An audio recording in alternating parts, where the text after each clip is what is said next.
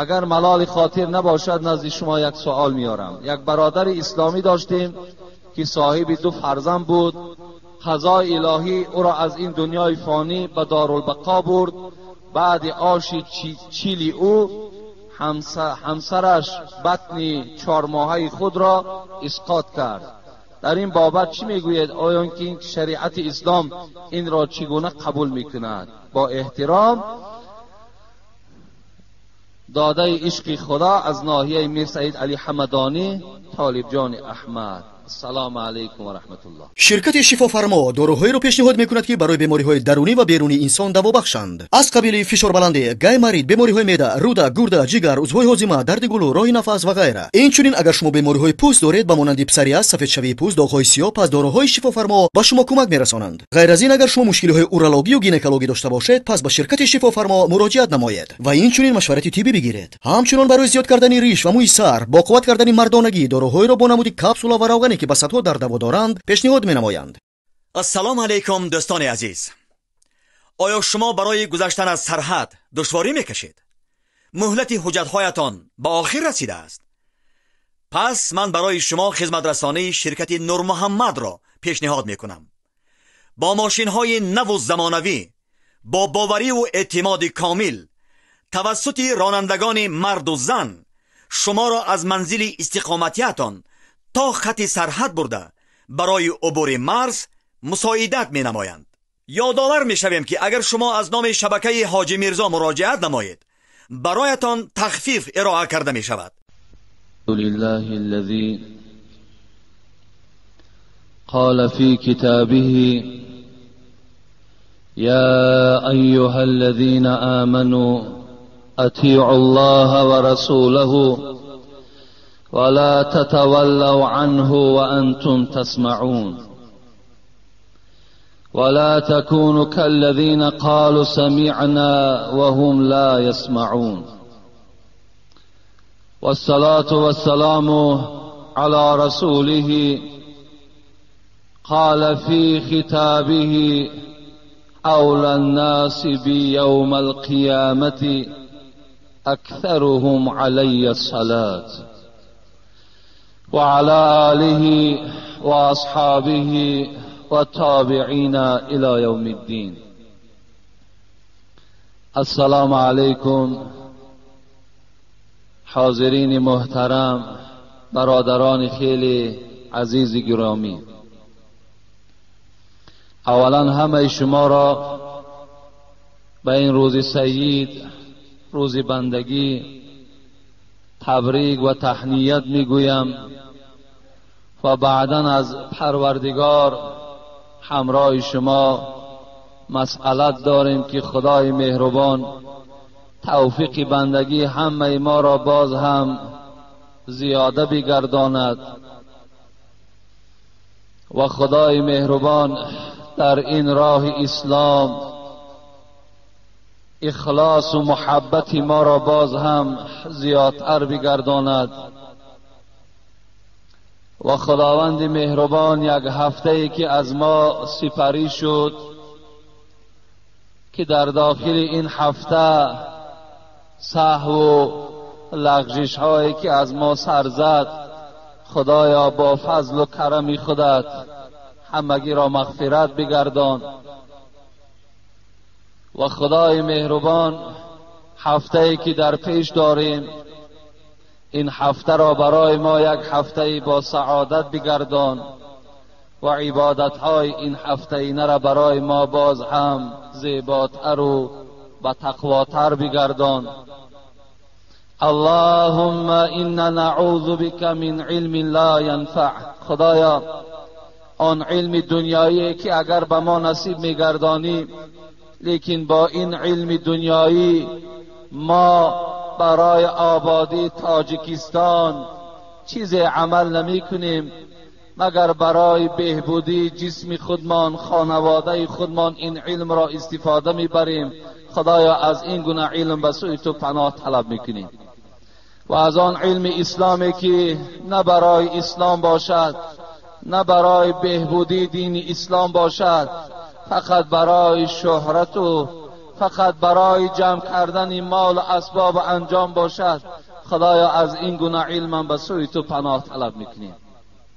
و من قلب لا یخشع، از دلی که از ذات تو نمیترسد، از این گونه دلم به سوی تو پناه طلب میکنیم. و من لسان لا یذکر، زبانی که در او یاد تو نباشد، خدایا از این گونه زبانم پناه طلب میکنیم.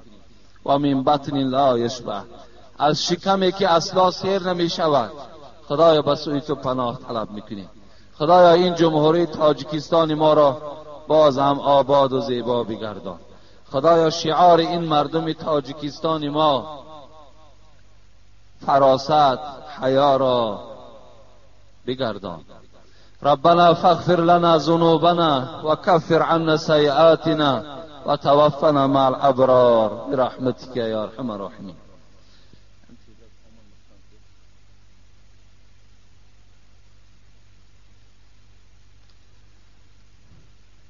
حدیثی که در خطبه بهر شما خواندیم، حبیب خدا صلی الله علیه و سلم فرماید اول الناس بی یوم القیامت اکثرهم علی الصلاة، از همه اولاترین شما، بزرگترین شما، با شرفترین امت من در روز قیامت همان بنده هست، همان مرد و زنی هست که در دنیا بسیار گفته باشد اللهم صل علی محمد. کسی که در دنیا این کلمات زیاد گفته باشد، حبیب خدا میگوید در روز قیامت از همه بندگان خدا دیده این بنده با قدرتر و با شرافتر در نزد من در روز قیامت می باشد. حضرت عبدالرحمن ابن عوف که یکی از صحابه های گرامی رسول اکرم صلی الله علیه و سلم به شمار می رود، می گوید بار در یکی از باغها داخل شدم، نگاه کردم که رسول اکرم صلی الله علیه و سلم سری مبارک در سجده گذاشتگی است. به نزدیک او آمدم، خیلی مدت منتظر شدم که خیلی سجده طولانی کردند. بعد این سجده میگوید سری مبارک برداشتند و به سوی رسول اکرم گفتم ای حبیب خدا، اینقدر سجده طولانی کردی، اینقدر سجده دراز کردی، گمان کردم که از جسم مبارکتان روحتان جدا شده است.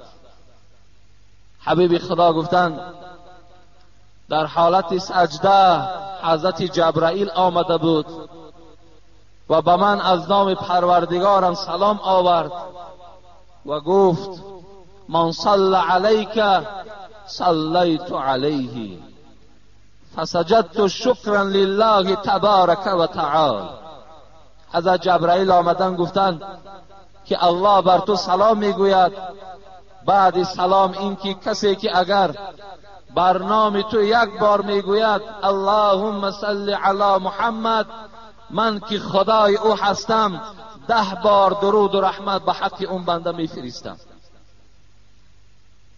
این بشارت پروردگار وقتی که نزد من آورد، فسجدت شکرا لله تبارک و تعالی، من این نعمت را شکرانه کردم و به سوی پروردگارم سجده طولانی کردم.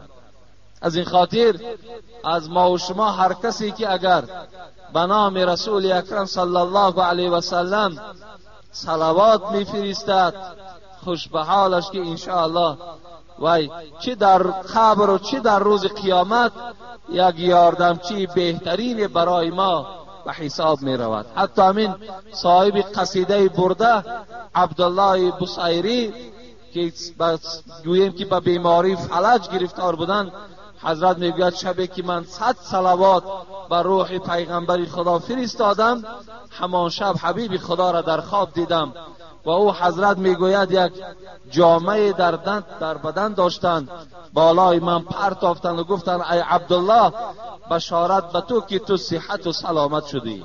وقتی سحر میگوید بیدار میشوم، همون فلجی که چندین ساله در وجود من بود، این بیماری از جسم من جدا شده است. من شفای کامل یافتم از فضیلت اللهم صل علی محمد و علی آل محمد.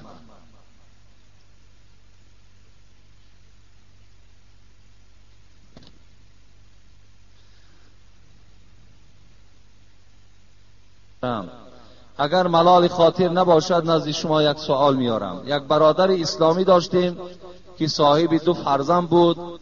قضای الهی او را از این دنیای فانی به دارالبقا برد.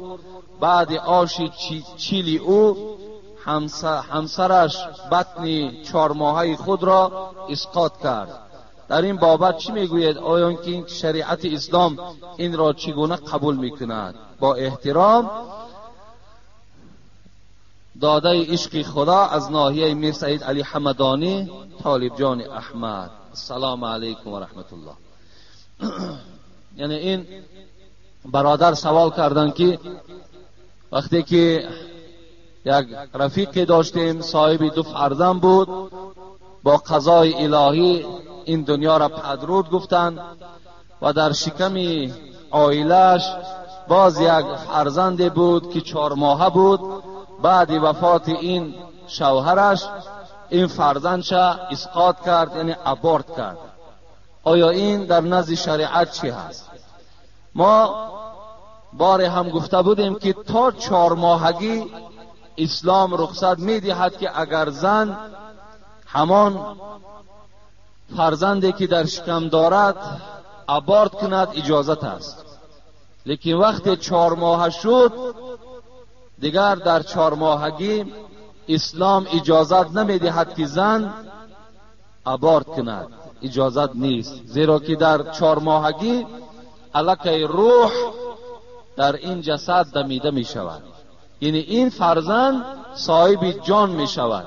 تا 4 ماهگی این جان نداشت. در 4 ماهگی که صاحب جان می شود، وقتی اگر وی ابورت میکنی همچون قاتل نفس، همچون آدم کش در نزد خداوند معرفی میشوی. لیکن تا 4 ماهگی اگر ابورت کرده باشد این در اسلام هیچ ضرر زیانی ندارد. السلام علیکم داملای شیرین بیان. میگویند که روزه ماه رجب در حدیث نآمده است. آیا این حق است؟ و طریقه درست روزداری چگونه است؟ اصلا الحال ما و شما در ماه رجب قرار داریم. امروز 23 ماه رجب است. از روز پنجشنبه گوییم که داخل شدن این ماه رجب از روی حساب احجزده بود، حساب کردیم امروز 23 ماه رجب. لیکن در ماه رجب روزه داشتن و نماز خواندن در یگان حدیث صحیح وارد شدگی نیست که ماه رجب روزه داشته باشد، ماه رجب نماز داشته باشد. اگرچند که در بعض کتاب‌های فارسی ما و شما از فضل و از بزرگی این ماه رجب صحبت‌ها می رود، حتی از نماز روزش، لیکن اونها اساس علمی ندارند، اساسهای علمی ندارند. طریقه درست روزداری این روز دوشنبه و پنجشنبه است. اگر در همین ماه رجب یا بیرون ماه رجب شما روزهای دوشنبه و پنجشنبه روزدار باشید، این سنت از سنت‌های رسول اکرم صلی الله علیه و سلم به شمار می رود. وقتی حبیب خدا را از روز دوشنبه پرسیدند ای حبیب خدا آیا روز دوشنبه چرا روزه گیریم؟ حضرت گفتند این روز تولد من است. روز دوشنبه روز تولد من است. روز دوشنبه روزی هست که من پیغمبر شدم. روز دوشنبه روزی هست که حضرت جبرائیل برای وحی وحی آورد. و حبیب خدا گفتند روز دوشنبه و پنجشنبه دیگر حکمتش این است که همه عملهای نیک و بد شما پیشنهاد پروردگار می شود. آیا قبول می شود یا رد می شود این الله می داند. حبیب خدا گفتند دوست می دارم که زمانی که عملهای من پیشنهاد پروردگار شود در روز دوشنبه و پنجشنبه و من روزدار باشم. یعنی روزی که روزدار باشم و عملهام پیشنهاد پروردگار باشد، این را من گفت دوست می‌دارم. از این خاطر بهترین روزه روز دوشنبه و پنجشنبه کدام شما می‌خواهید. و دیگر روزه این است که 13ام، 14ام، 15ام هر ماه 13ام، 14ام، 15ام 3 روز از هر ماه اگر شما روزه گیرین، حبیب خدا گفتن در نزد پروردگار اجرش این است که 1 سال کامل شما روزدار هستید. نه رسول الله صلی الله علیه و سلم عن الوصال، لیکن از روزه که پی در پی باشد از این حبیب خدا باز من کردند. شما 2 ماه و 3 ماه پی در پی روزه نگیرید که این اجر ندارد، این ثواب ندارد. بعضی آدمی هست که سال روزه میگیرد. حبیب خدا گفتن از این من شما را من میسازم، شما گناهگار میشوید. هر یک جسم بالای شما حق دارد، گفت دستها حق دارد، شکم حق دارد، چشم حق دارد. شما حق اینها را چکار نکنید؟ ویران نکنید. این از طریقی درست روزداری ما و شما این است. از این خاطر از همه مادرها خواهش من این است که بسیار از ما چی تلفنی و چی غیر تلفنی پرسان میکنن که چند روز روزه داریم. برای همه مادرهای ما و شما، خواهرهای ما و شما که امروز به ماه رجب اخلاصی خیلی کلان دارن و حتی همون حدیثی که در کتاب آمدگی است که ماه رجب این ماه پروردگار است، این حدیث صحیح نیست. این حدیث صحیح نیست. و مادرهای ما میتوانند که از روزه رجب دیده بهترین عمل این است که شوهرهاشون خرسند کنند، شوهرهاشون احترام کنند، فرزندهاشون تربیه کنند، عفت و حیا را در وجود خودشان را دهند. این از 1000 ماه رجب روزه داشتنش بهتر است. امروز میبینی سری خواهر ما و شما لوچ است، روزدار است، در زبانش تمام کلمات بی حیایی وجود دارد، لیکن از ماه رجب روزه دارد. اینا هیچ معنا و فایده ندارد. برای همین از همه مادرهایی که روزه ماه رجب می‌دارند، توصیه ما این است که شما در این ماه رجب خدمت شوهرهاتان کنین، بیرون از رجب هم در خدمت شوهر قائم باشین. انشاءالله شما در نزد پروردگارتان اجر خیلی بلند بگیرید. بزرگی این ماه رجب این است که در این ماه معراج رسول اکرم صلی الله علیه و سلم بود. 27م این ماه با اکثر روایت گویم روز سه‌شنبه روز معراج پیغمبر خداست. بزرگی این ماه را انا همین شرفش همین است که حبیب خدا در این ماه نزد پروردگارش با درخواست پروردگار نزد الله رفتگی است که این است سوره اسراء: سبحان الذي اسرى بعبده ليلا من المسجد الحرام الى المسجد الاقصى. پروردگار این شب معراج، این عروج رسول اکرم به نزد خودش به نص قرآنی، به آیتهای قرآنی برای ما و شما خبر داد. اگر کسی که این معراج پیغمبر قبول ندارد یا میگوید که وی در خوابش رفتگی است، به جسم نرفته است، وی کافر می شود. زیرا این نص قرآنی است که محمد صلی الله علیه و سلم نزد پروردگار رفتگی هست. که قرآن هم این حکایت میکند که میگن در روایت ها که شاید در خانه ام هانی بود از یکی زنهایش.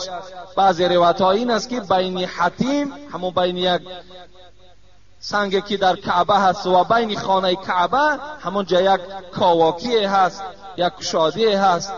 همونجا رسول اکرم صلی الله علیه و سلم با پهلو بودند، خواب بود.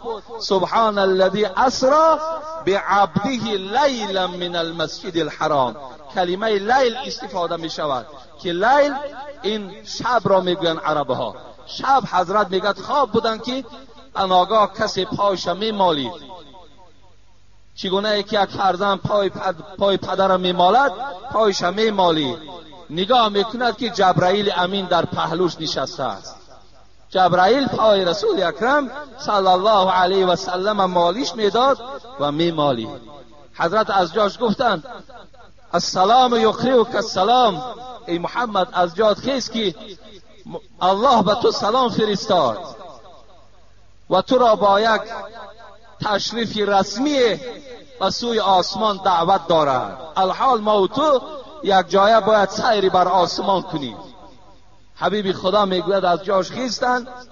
براقی که از اسب پستر و از خچیر بالاتر بود میگوید پیغمبر و رنگی سفید داشت که با یک چشم نگاه کردن سرعت حرکتش اینقدر تیز بود که حتی چشم رسیدگی ده این براق میرسید.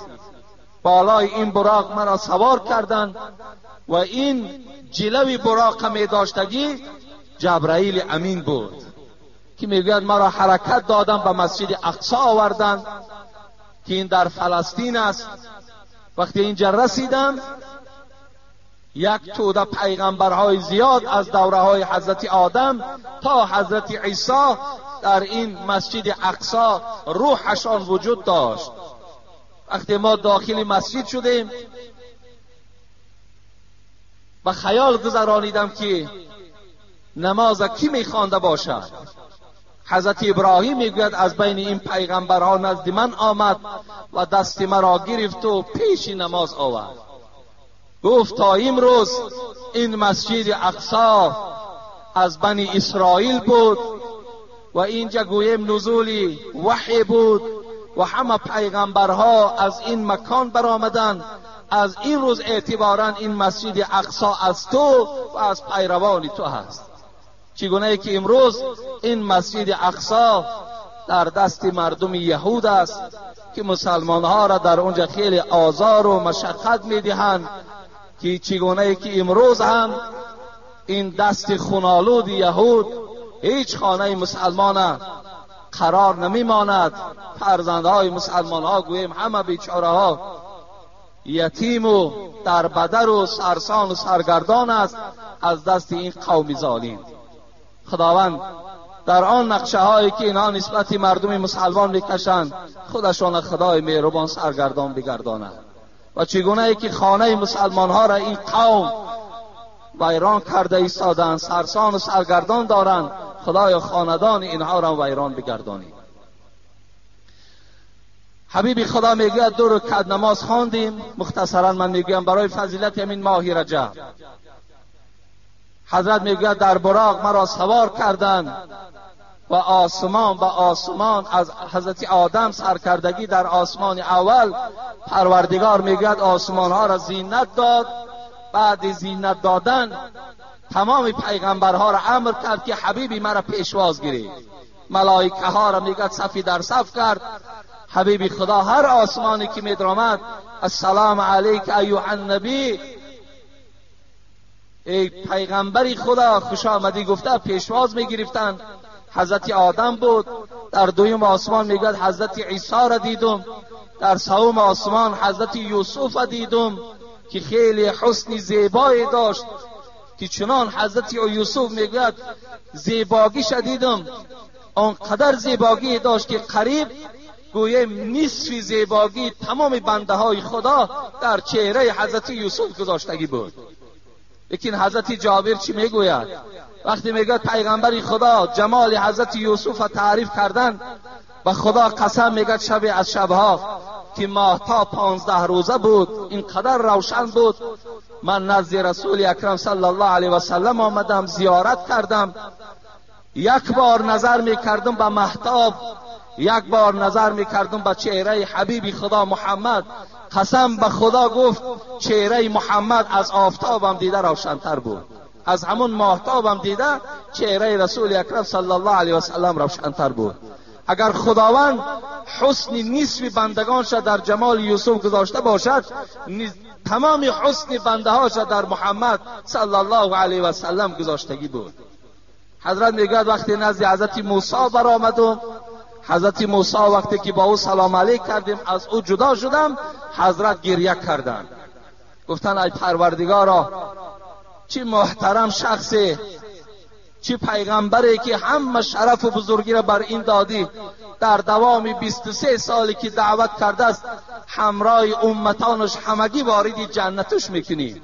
اینقدر دعوا و اینقدر دعوتی که ما کردیم، لیکن ما خود روز قیامت نجات میابیم و امتهای گناهگار ما وارد دوزخ میشوند.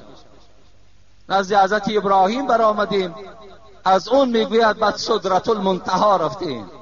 سدرة المنتهی مکانی بود که در پهلوش قرآن میگوید جنت واقع بود. وقتی در اینجا رسیده میگوید پرده های نور بود. وقتی پس نگاه میکنیم که جبرائیل نیست. بین تا آسمان هفتم میگوید همراه جبرائیل میگوید یک جایه بودیم.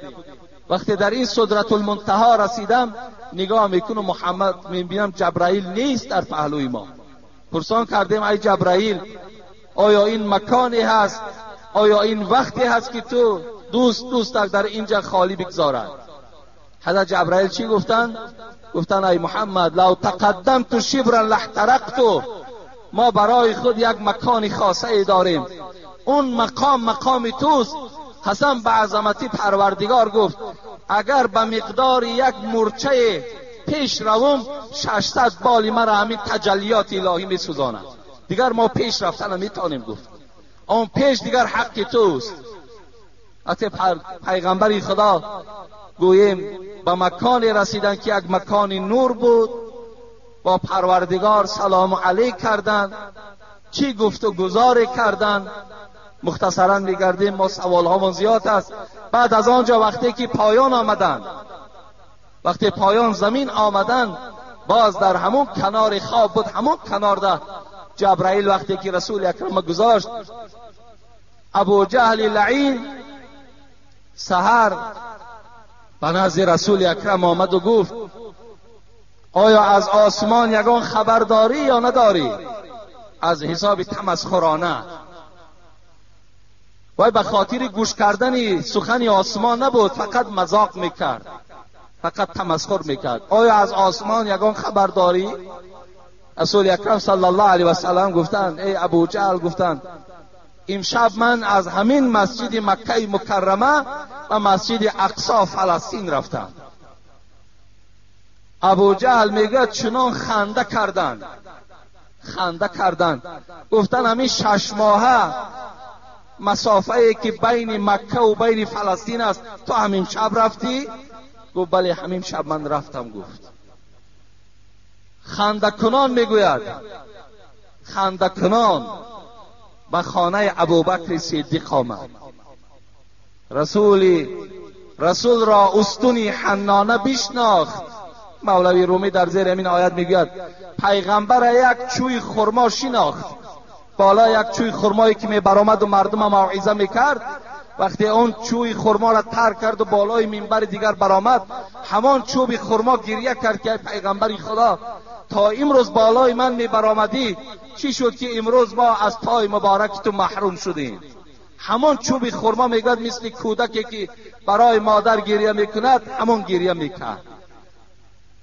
مولوی میگوید رسول را استونی حنانه بشناخت، ابو جهل آدمی و دشمنی ساخت. و یک چوب شناخت، لیکن ابو جهل آدم بود و نشناختش. دوان خانه ابوبکر آمد برای که در دل ابوبکر شبهه اندازد، دل ابوبکر دو دیله کند. آمد در ابوبکر تق تق کرد، ابوبکر. حضرت از داخل صدا دادن چی میگویی؟ گفت من نگفتم که محمد دیوانه هست، من نگفتم همین رفیقی که تو برای خود انتخاب کردی دیوانه هست، من نگفته بودم. میدانی محمد چی میگوید؟ تو چی میگوید؟ این دوستی من چی میگوید؟ او میگوید امشب من از مکه مکرمه فلسطین رفتم 6 ماه را در یک شب. ابوبکر صدیق گفت اینا محمد گفت؟ گفت بله محمد گفت. او قسم به خدا گفت ای ابو جهل، اگر محمد گوید که من از مکه مکرمه فلسطین رفتم و از فلسطین آسمان سیاحت کردم و گشته آمدم، قسم به عظمتی پروردگار وای راست میگوید، وای دروغ نمیگوید. از این خاطر بود که رسول اکرم گفت لو وزن ایمان ابوبکر من ایمان امتی لرجح ایمان ابوبکر. اگر ایمان ابوبکر در یک پله ترازو گذارم، ایمان تمام امتان ما در پله ترازوی دیگر گذارم، ایمان و اخلاص و محبت ابوبکر گفت بالای همه این گفت غلبه میکنه. ابوبکر صدیق اولین شخصی بود که معراج پیغمبری خدا را قبول ساخت. اما همون معراج در همین ماه رجب صورت گرفتگی است. بعضی روایت ها می آید که وقتی نزد پروردگارش رفت محمد، الله گفت وقتی که دوست پیش دوست می آید یک هدیه می آرد. ای محمد تو نزد پروردگارت آمدی، چه هدیه آوردی؟ چه هدیه داری؟ حبیب خدا میگوید گریان شدن و گفتن یگانه هدیه‌ای که پروردگار من پیش تو آوردم این گناه امت هست، این گناه امتانم هست که آوردم. پروردگارا گناههای امتان مرا بخشیده کن. این یگانه پیشنهادی که من در ذات تو دارم. همان امتی که امروز زنش سرالوچ کرده است و مردش توی به توی رقص کرده گشته ایستاده است. اما همین امت پیغمبری خدا میگوید وقتی الله از من پرسان کرد که چه هدیه آوردی، گفتم گناهی امت آوردم. خدای همین را با فضل خودت مغفرت کن. این بزرگی از ماه رجب انا همین است که معراج در همین شب صورت گرفتگی است، در شب 27 همین ماه. السلام علیکم اکای حاجی میرزا، ما از شما التماس میکنیم که با این سوال ما روشنی اندازید. در نماز تهجد سجده سهو کرده می شود یا نه؟ نماز تهجد نزد مذهب امام ابو حنیفه یکی از نمازهای نافله به شمار می رود، یعنی به خواندنش ثواب و به نخواندنش گناهگار نمی شوید. برای همین سجده سهو در نماز نافله اگر کنین درست می شود، اگر نکنینم گناهگار نمی شوید. السلام علیکم ای واعظ راه الله، خدا نگهبان شما باشد.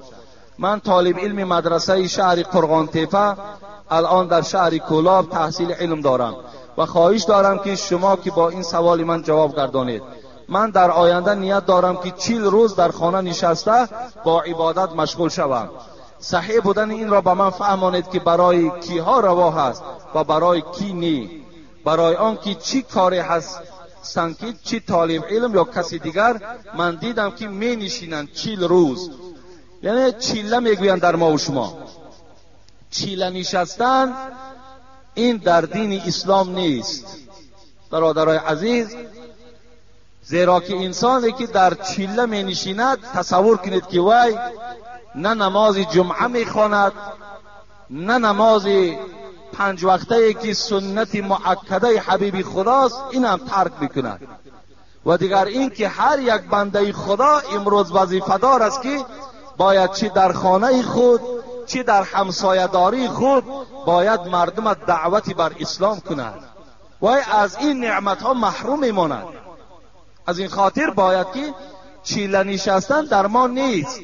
حبیب خدا میگن من شذ فی النار، کسی اگر تنهایی را دوست دارد، کسی اگر از مردم جدا شدن برای خود نغز بیند و تنها آتش دوزخ برده می شود.